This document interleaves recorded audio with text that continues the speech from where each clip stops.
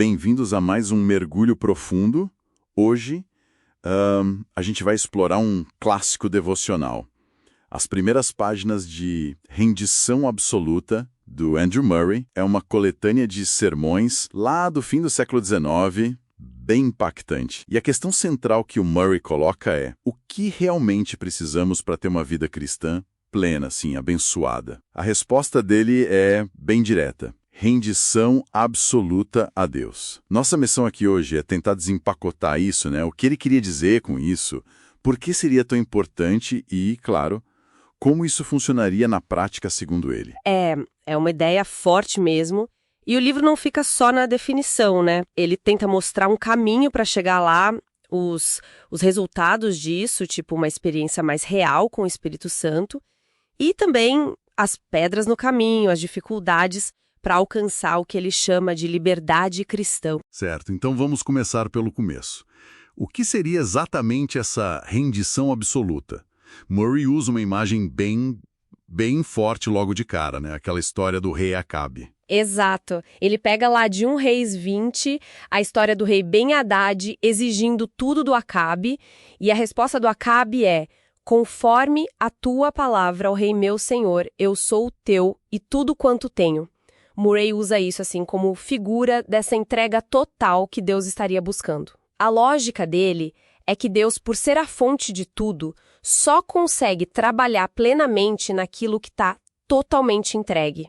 Sabe, como uma caneta na mão de quem escreve ou um templo dedicado só para ele. Entendo a imagem, sim. Mas soa, nossa, avassalador. Quase como algo impossível de fazer na prática. Pois é, e o Murray meio que antecipa essa sensação. Ele logo em seguida cita Lucas 18, 27. As coisas que são impossíveis aos homens são possíveis a Deus. Ele admite que se depender só da nossa força, essa entrega total parece, mesmo, fora de alcance. E essa dificuldade toda, imagino que ela se manifeste numa luta interna, né? Como ele descreve isso. Ele usa o apóstolo Pedro como um exemplo muito interessante. Pedro era dedicado, tinha fé, recebia revelações e tudo mais, só que ainda era muito dominado pelo que Murray chama de vida do eu, sabe?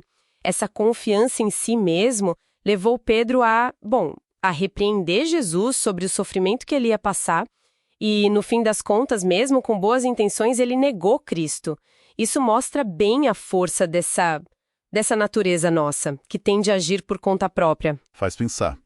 E essa luta não é só do Pedro, né? Me lembra demais aquela angústia que o apóstolo Paulo descreve lá em Romanos capítulo 7. Precisamente. O Murray explora bastante essa passagem que termina naquele grito, né? Miserável homem que eu sou, quem me livrará do corpo desta morte? Para ele, esse é o retrato de alguém que já ama a lei de Deus, mas se vê totalmente incapaz de cumprir por esforço próprio. É o eu tentando fazer a coisa certa, mas na força da carne. Quer dizer, nessa nossa inclinação humana de agir sozinhos, sem depender de Deus de verdade. Parece um beco sem saída total. Mas o Murray não para aí, imagino. Ele vê essa constatação da própria incapacidade como algo necessário, talvez? Sim. E esse é um dos pontos-chave talvez mais surpreendentes do Murray. Admitir essa falha do eu não é o fim da linha, mas sim o ponto de partida para a solução real. Ele até usa Gálatas 3:3 para alertar sobre o perigo de começar a vida cristã dependendo de Deus, no espírito, e depois tentar se aperfeiçoar sozinho, pela carne. Reconhecer que a gente não consegue é o que abre espaço para buscar o poder em outro lugar. Então a saída para aquele dilema de Romanos 7 não é, se esforçar mais. De jeito nenhum. A resposta que o Paulo dá logo depois é: graças a Deus por Jesus Cristo, nosso Senhor. A libertação vem de fora, sabe? Vem do poder de Deus. Murray volta àquela ideia central. O que pra gente é impossível, pra Deus é possível. A gente precisa aceitar nossa fraqueza para poder se apoiar na força dele. E quem traz essa força divina para dentro da gente? Quem operacionaliza isso? O Espírito Santo. Murray usa o exemplo lá de Atos 13, quando os líderes da igreja estavam buscando a Deus, jejuando, e ouviram o Espírito dizer: separar-me Barnabé e Saulo. Ele interpreta isso não só como um chamado para uma tarefa específica, mas como um chamado para ser separado para o Espírito Santo. É tipo uma dedicação constante da vida para que o Espírito possa guiar e transformar de dentro para fora, sabe? Uma disponibilidade contínua. E o resultado mais visível dessa vida guiada pelo Espírito, como Paulo descreve lá em Gálatas 5:22, é o amor, mas não um esforço nosso para amar, e sim um fruto que brota naturalmente. Um amor divino mesmo, sacrificial, que reflete quem Deus é e que vence o egoísmo capacitando a gente para servir de verdade. É o Espírito quem faz isso e quem mantém essa qualidade de vida. Ok, então resumindo, essa rendição absoluta do Murray não é um ato heróico de força de vontade nossa, mas sim um reconhecimento constante de que a gente depende totalmente dele.